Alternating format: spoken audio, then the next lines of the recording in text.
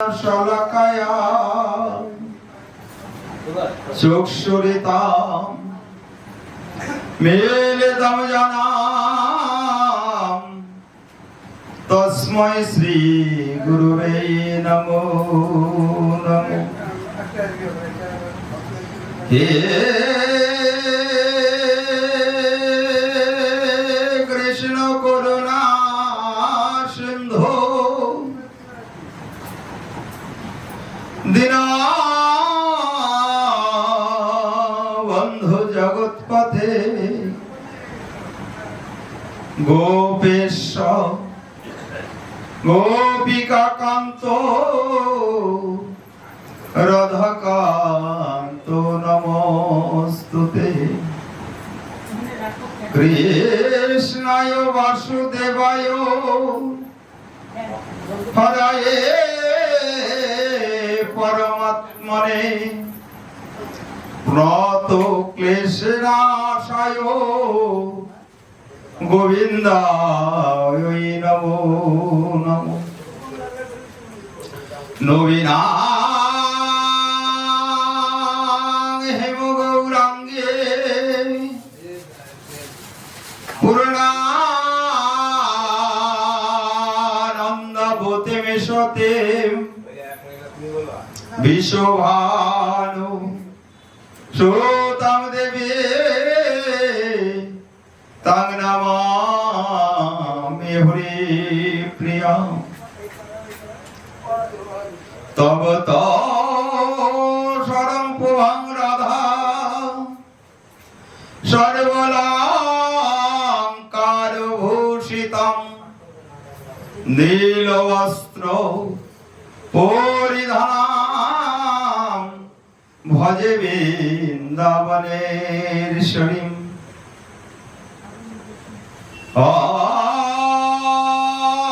অজলম্বিত ভুজ কনকাল বদাতয় সংকীর্তন কোপিতর কমলায়বদাক্ষ বিশ্বম্বর দ্বিজবর যুগ ধর্ম পাল বন্দে জগৎ প্রিয়কর করুণায় অবতার। শ্রী কাল সত্যায় জগন্নাথ সুতায় চ সভিত্তায় সপুত্রায় সকলত্রায় নমো নমো।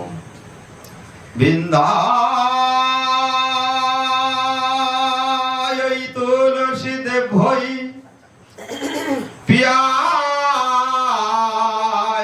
কেশবয় সচ কৃষ্ণ ভক্তি পদে দেবে সত্যবতী নমো নমো। জয় রূপ সনাতন ভট্ট রঘুনাথ শ্রীজীব গোপাল ভট্ট দাস রঘুনাথ।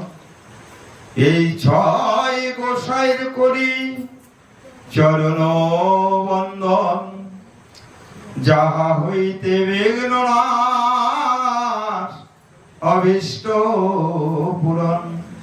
বাঞ্ছা কল্পতরুহর্ষ কৃপা সিন্ধু ভয়ে বচ পতিতানাং পাবনেভ্যো বৈষ্ণবে ভৈ নমো নমো। হরে কৃষ্ণ কৃষ্ণ কৃষ্ণ হরে হরে হরে রাম রাম রাম হরে হরে। জয় জয় নিতাই গৌর সীতানাথ।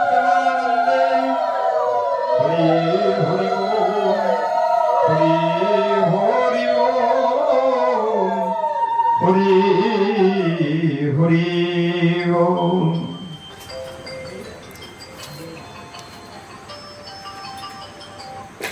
জয় নিতাই, জয় গৌর। গ্রন্থের প্রারম্ভে সকল ভক্ত শ্রোতার চরণে সহস্র কোটি প্রণাম।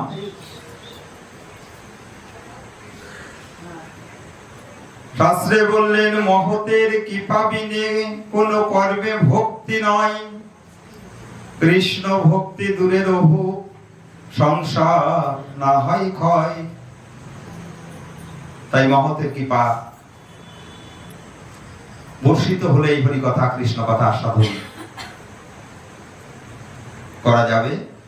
তাই সম্মুখে মহৎ সাধুগুরু বৈষ্ণব ভক্তমণ্ডলী সবার কৃপা রাখবেন। যতটুকু কৃপা করবেন ততটুকুই হরি কথা আস্বাদন করা যেতে পারে। কারণ আমি পারি, আমি করি, এটা চলবে না। ভক্ত কৃপা, গুরু কৃপা, বৈষ্ণব কৃপা যদি না হয় তাহলে হরি কথা আস্বাদন করা সম্ভব নয়। আমি যত বড়ই শিক্ষিত হই, আমি যত বড়ই ধনী হই, আমি যত বড়ই গুণী হই, হচ্ছে কৃপা বস্তুটি আলাদা। কৃপা বস্তুটি আলাদা। কৃপা বর্ষিত সবসময় হয় না। কেননা মহৎ কৃপা, যার জন্যই বলছে সাধু সঙ্গ, সাধু সঙ্গ সর্বশাস্ত্রে কয়, লবামাত্র সাধু সঙ্গে সর্বসিদ্ধি হয়। আবার কি বললেন, কৃষ্ণ ভক্তির জন্মমূল হয় সাধুর সঙ্গ। যদি কৃষ্ণে ভক্তি তুমি লাভ করতে চাও তাহলে সাধুর সঙ্গে চলো, সঙ্গে চলো, বৈষ্ণব সঙ্গে চলো, তাহলেই তুমি কৃষ্ণ প্রেম ভক্তি লাভ করতে পারবে। বৈষ্ণব কোন বস্তু, সাধু কোন বস্তু, গুরু কি তত্ত্ব আমাদের জানতে হবে। এদের কৃপা বর্ষিত না হলে ভগবত কৃপা লাভ হবে না। শ্রীকৃষ্ণ চৈতন্য মহাপ্রভু তিনি এই কলির জীব উদ্ধারের লাগি, পতিতকে উদ্ধার করবার জন্য তিনি কি করলেন, এই কলি যুগে আবির্ভাব হলেন। কেন বলছে, তিনি এলেন একমাত্র কলিহত জীবকে কৃপা করবার জন্য, উদ্ধার করবার জন্য। কত পতিত পড়ে আছে, এই পতিতকে যদি উদ্ধার করতে হয়, ভগবান ভাবলেন যে আমাকেই যেতে হবে, আমাকেই যেতে হবে। কৃপা যদি সেই পতিতকে উদ্ধার করবার জন্য পতিত পাবন শ্রীকৃষ্ণ চৈতন্য মহাপ্রভু এলেন এবং কলিহত জীবকে শিক্ষা দিলেন, নিজে আচরণ করে জীব শিখালেন।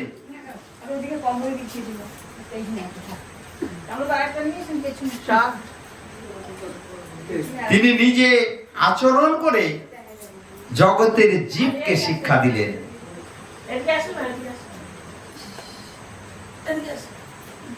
কি বলছে, জগৎ গুরুকে, এই জগতের গুরুকে, জগতের গুরু ভগবান, তাই তো, তিনি জগৎ গুরু। কিন্তু সেই জগৎ গুরু কলিযুগে বা যুগে যুগে এসে গুরুচরণ আশ্রয় করলেন। আচ্ছা, তার কি গুরুচরণ আশ্রয় করার কোনো দরকার ছিল? গুরুচরণ আশ্রয় করার দরকার ছিল না। কেননা তিনি জগতের গুরু। কিন্তু কলিহত জীবকে শিক্ষা দেওয়ার জন্য যে গুরু আশ্রয় না করলে কি হবে? বলে ভজনে প্রাণ হবে না। তুমি কোন লাইন ধরে যাবে? ভজন যে করবে, কিভাবে করবে? কে শিখিয়ে দিবে? বলে শিখিয়ে দেবে শ্রী গুরুদেব। আমি কিছু জানলাম না, আমি কোনো কর্ম শিখতে গেলাম, সেখানে আমি গুরু আশ্রয় করলাম না। ধর্মেও যেমন গুরুর চরণ আশ্রয় করতে হবে, বলে কর্মেও তো গুরুকে তার চরণ আশ্রয় করতে হবে, নাহলে কর্ম শিখতে পারবো না। আর গুরু ছাড়া যদি শিক্ষা হয়, সে শিক্ষা কিন্তু মজবুত হবে না। সেই শিক্ষাটি মজবুত হবে না। এই জন্য শ্রীকৃষ্ণ চৈতন্য মহাপ্রভু আমার কলিযুগে গুরুর চরণ আশ্রয় করলেন, বা দাপর যুগেও গুরুর চরণ আশ্রয় করলেন। কেন? জীবকে শিক্ষা দিলেন যে হে জীব, গুরুচরণ আশ্রয় না করলে ভজন যোগ্য প্রাণ হবে না। কেন? বলছে গুরু পথ প্রদর্শক। আমি এখান থেকে বৃন্দাবনে যাব, জানি না কোথা থেকে ট্রেনে উঠলে বৃন্দাবনে যাওয়া যায়, জানি কি? জানি না। তাহলে যে গিয়েছে বৃন্দাবনে, তার কাছে যদি আমি বলি যে আমি বৃন্দাবনে যাব, কোন স্টেশনে গিয়ে টিকিট কাটলে আমি বৃন্দাবনে পৌঁছাতে পারি, সেই জানা মানুষটি যদি বলে দেয়, তাহলে আমি সেই স্টেশনে গিয়ে টিকিট কেটে বৃন্দাবনে যেতে পারি। না হলে অন্য স্টেশনে গিয়ে, কোন স্টেশনে গিয়ে নামিয়ে দেবে, বৃন্দাবন আর দর্শন হবে না। কেন? আমি ঠিকানা জানি না। তদ্রূপ গুরুচরণ আশ্রয় যদি না করি, তাহলে আমি ভজনটা করব কি করে? তিনি তো গুরু কৃপা করে কি করবেন? আমাকে ভজন শিক্ষা দেবেন, যে তুমি এই পথ ধরে গেলেই তোমার ভগবত কৃপা হবে। কে জানিয়ে দেবে? সবাই জানিয়ে দেবে? দেবে না। কে দেবে? বলছে শ্রী গুরুদেব। মহিমায় গুরু কৃষ্ণ একই করে যান, তাই তো? মহিমায় গুরু কৃষ্ণ এক, কিন্তু স্বরূপে ভেদ।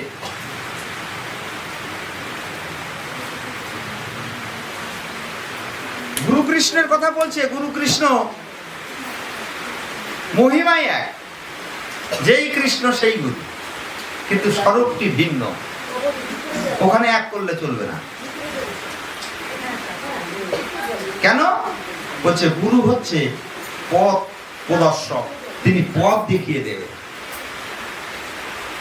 যোগাযোগ করিয়ে দেবে। তাছাড়া আমরা যোগাযোগ করতে পারবো না।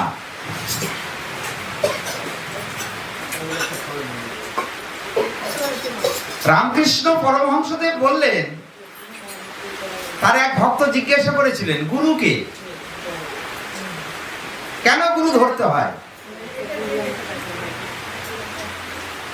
আমরা গুরুচরণ আশ্রয় যে করি, কেন গুরুচরণ আশ্রয় করব?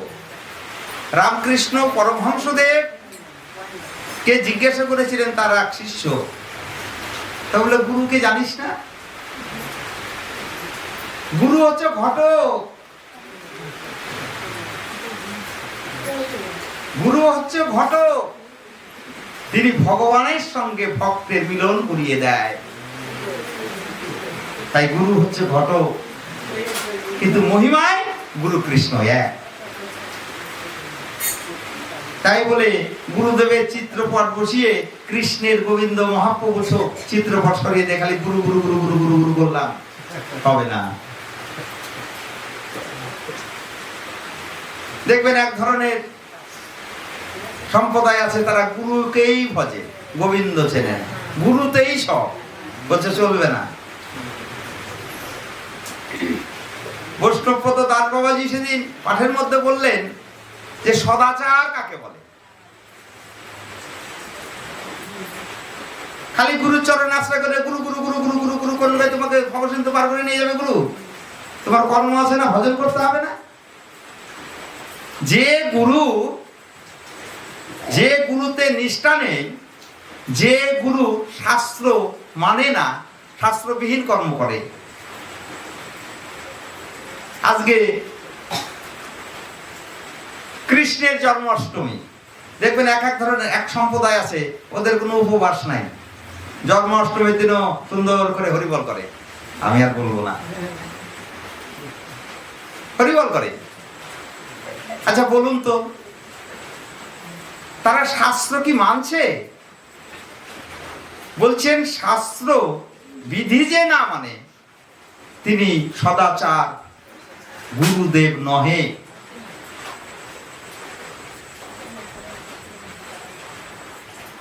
আমি দেখেছি আমার জীবনে বাড়িতে সিংহাসনের মধ্যে খালি গুরুর চিত্রপট বসানো আছে, গৌর গোবিন্দের চিত্রপট নেই। তাই বললাম গৌর গোবিন্দ কোথায়? বলে আমাদের গুরুই সব। শাস্ত্রে বলছেন এরা সম্প্রদায় বিহীন। আমি কিন্তু একটা মিথ্যা কথা বলছি না, শাস্ত্রের কথা বলছি। এখানে কে কেমন ভাবে আছেন আমি জানি না। গুরুর চরণাশ্রয় করতে হবে। গুরুর চরণাশ্রয় না করলে গোবিন্দের চরণ লাভ করা সম্ভব না, ভগবত কৃপা পাওয়া সম্ভব নয়। কিন্তু আমি গৌর গোবিন্দের ভজন করলাম না,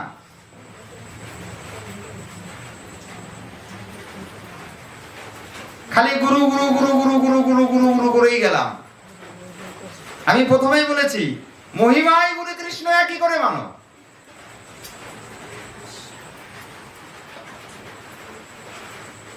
গুরু কৃষ্ণ হয় কখন?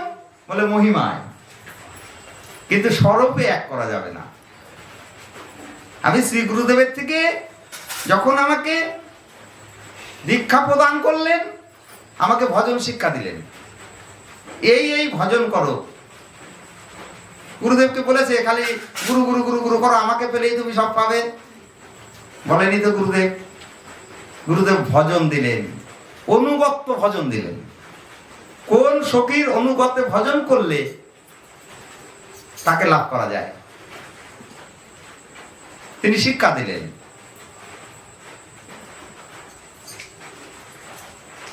সেই গুরু মহিমায় এক, স্বরূপে ভেদ। সেই শ্রীকৃষ্ণ চৈতন্য মহাপ্রভু আমার এই কলির জীবকে দাপরেও দিয়েছেন, কলির জীবকে শিক্ষা দিলেন নিজে আচরণ করে। কি আচরণ করলেন? বলে গুরুচরণ আশ্রয় করলেন। নিমাই যেদিন কেশব ভারতীর কাছে গেলেন সন্ন্যাস মন্ত্র নিতে, কেশব ভারতী পূর্বলীলায় কে ছিলেন? পূর্বলীলায় ছিলেন অক্রুরমণি। তিনি এই কলিযুগে কেশব ভারতে এলেন। নিমাই কি করলেন? মাথা মুন্ডন করে গঙ্গা স্নান করে ডোর কপিন পরে গুরুদেবের সম্মুখে গিয়ে বললেন, গুরুদেব আমাকে সন্ন্যাস মন্ত্র দিন। পূর্বলীলায় যারা যারা তারাই কিন্তু নবদ্বীপে এসে হলেন তারাই তারা। সেই অক্রুরমণি কি করলেন? কি এবার কিভাবে এলেন? অক্রুরমণি এলেন কেশব ভারতী হয়ে। এখন মহাপ্রভু কেশব ভারতীর সম্মুখে যখন গিয়েছে, বলছে নিমাই তুমি কেন আমার কাছে? বলছে গুরুদেব আমাকে আপনি সন্ন্যাস মন্ত্র প্রদান করুন।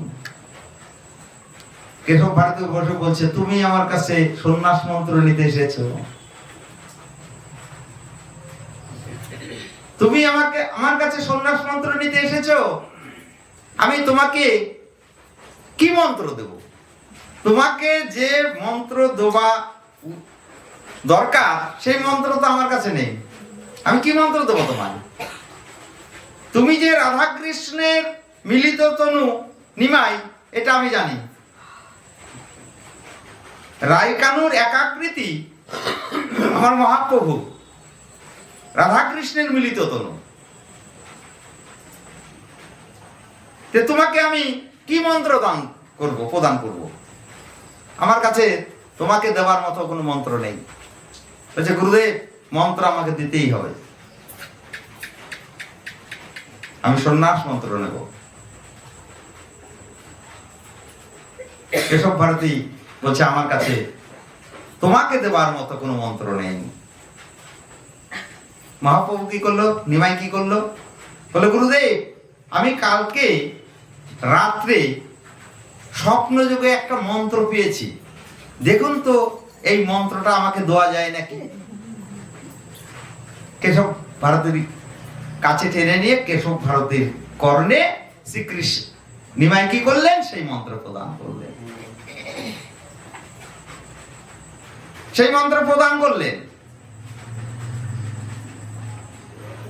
কেশব ভারতী সেই মন্ত্র পেয়ে নিমাইকে বলছে, হ্যাঁ, এই মন্ত্রটা তোমাকে দেওয়া যায়। পরে কি করলেন? সেই মন্ত্রটি আবার নিমাইয়ের কর্ণে দিলেন। নিমাইয়ের কর্ণে দিলেন সেই মন্ত্রটি।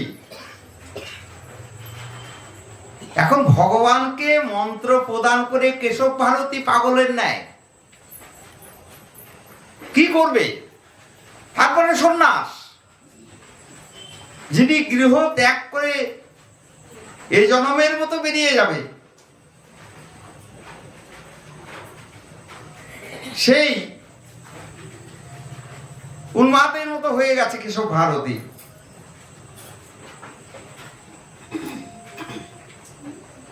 হয়ে বলছে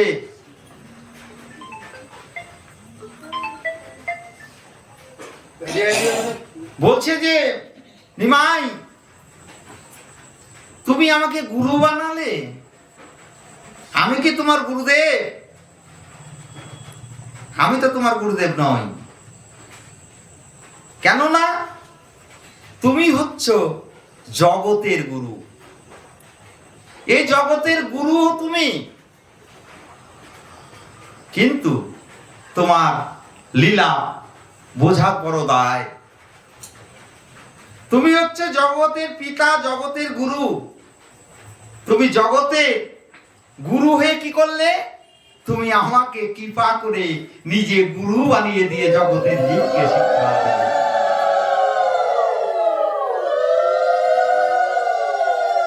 তুমি কৃপা করে আমাকে গুরু বানালে। কে কার গুরু? কেশব ভারতীকে প্রথম করণে মন্ত্র দিলেন নিমাই। সেই মন্ত্রই আবার কেশব ভারতী মহাপ্রভুকে দিলেন। আচ্ছা বলুন তো, গুরু কে কার?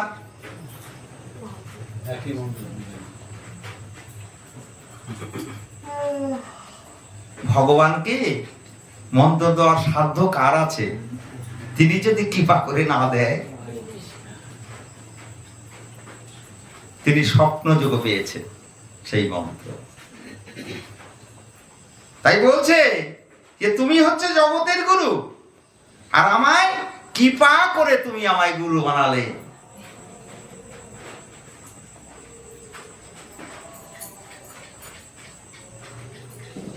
তুমি তো কৃপার মূরতি, যেমন প্রেমের মূরতি তেমন কৃপার মূরতি। জগতে শিক্ষা দিলেন গুরুচরণ আশ্রয় করতে হবে। গুরুচরণ আশ্রয় করতে হবে। আর কি করতে হবে? বলে বৈষ্ণব চরণ আশ্রয় করতে হবে। অক্রুরমণি কেশব ভারতী মানে পাগলের ন্যায়। সন্ন্যাসীর গুরুকে, গৃহীর গুরু ব্রাহ্মণ, ব্রাহ্মণের গুরু বৈষ্ণব, বৈষ্ণবের গুরু সন্ন্যাসী, আর সন্ন্যাসীর গুরু বলে উদাসী। সন্ন্যাসীর গুরু হচ্ছে উদাসী। এমনি তো পাগলের ন্যায় উদাস। কেশব ভারতী উদাস।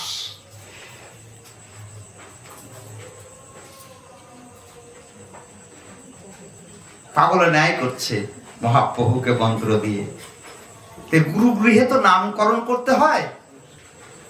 কেশব ভারতী বলছে নিমাই, আজ হতে তোমাকে নিমাই বলা যাবে না, গুরু গৃহে তোমার নামকরণ করতে হবে। বলছে কি নাম করবেন প্রভু? বলে শ্রীকৃষ্ণ চৈতন্য মহাপ্রভু। বলে জগতে এত নাম থাকতে আপনি আমায় শ্রীকৃষ্ণ চৈতন্য নাম দিলেন কেন? বলছে এই কলিহত জীব, কেউ জাগনা নেই, সবাই অচৈতন্য হয়ে পড়ে আছে। সবাই অচৈতন্য পড়ে আছে, মায়া ঘোরে, মায়ায় হাবুডুবু খেয়ে সে ধর্মতত্ত্ব, গুরুতত্ত্ব, বৈষ্ণব তত্ত্ব তাদের মনের মধ্যে নেই। তাই কি করলেন? আমি তোমার নামকরণ করলাম শ্রীকৃষ্ণ চৈতন্য মহাপ্রভু। জগতের জীব সব ঘুমিয়ে আছে, আর তোমার নাম দিলাম চৈতন্য মহাপ্রভু। তুমি সন্ন্যাস নিয়ে যখন সব জায়গায় ঘুরে বেড়াবে, তোমাকে দেখেই এই জগতের জীব, যত জীব ঘুমিয়েছিল, অচৈতন্য অবস্থায় পড়েছিল, তারা চৈতন্য হয়ে সেই ভগবত কৃপা লাভ করবে।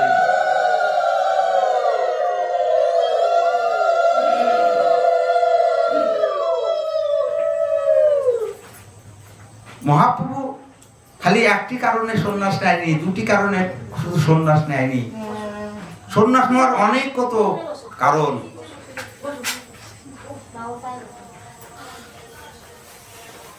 বলছে এই কলিহত জীবের জন্য, যে গোলকে যে ধন গোপনে ছিল, কলিহত জীবের জন্য মহাপ্রভু তাহা এনে দ্বারে দ্বারে দিল। অন্য অন্য যুগে দেয়নি। এই জন্যই বলছে ধন্য কলি, যে কলিতে শ্রীকৃষ্ণ মহাপ্রভু আমার, শ্রীকৃষ্ণ চৈতন্য মহাপ্রভু আমার আবির্ভূত হয়েছে। জীবের লাগি, জীবের দুঃখ দেখি।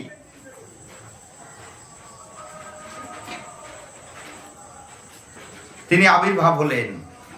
গোলকে যে ধন গোপনে গোপনে ছিল, এই কলিহত জীবের জন্য আমার গৌর নিতাই তাই এনে দিল। কিন্তু দিলে কি হবে গো মা? মহাপ্রভু জগতের জীবকে দাঁড়ে দাঁড়ে গিয়ে কৃষ্ণ নাম করছে, প্রেম দান করছে, ভক্তি দান করছে। এত ফল নিয়ে এসেছে, প্রেম ফল দাঁড়ে দাঁড়ে গিয়ে দিচ্ছে। কিন্তু দেখা যাচ্ছে কোন কোন পাষণ্ডী সেই প্রেম ফল নিচ্ছে না। আচ্ছা বলুন তো, আমি হাটে একটা দোকান দিলাম, কিসের দোকান? আমি তো বলা যাবে না, নিয়ম সভা মাস, আপেলের দোকান দিলাম। এই মাসে অনেক কিছুই বলা যাবে না, মনে পড়ে যাবে। হরে কৃষ্ণ। আর তো আছে 3টা দিন। আমি আপেলের দোকান দিয়েছি কেন? বিক্রি করবার জন্য, তাই তো? বিক্রি হলে কিন্তু আমার খুব আনন্দ হবে। কেন? আমার লাভ হবে তো। কিন্তু আমি হাটে গেলাম, যতগুলো আপেল নিয়েছি অর্ধেকগুলো বিক্রি হয়েছে, অর্ধেকগুলো রয়ে গেছে। আমার মন ভালো লাগবে? ভালো লাগবে না। তা আমার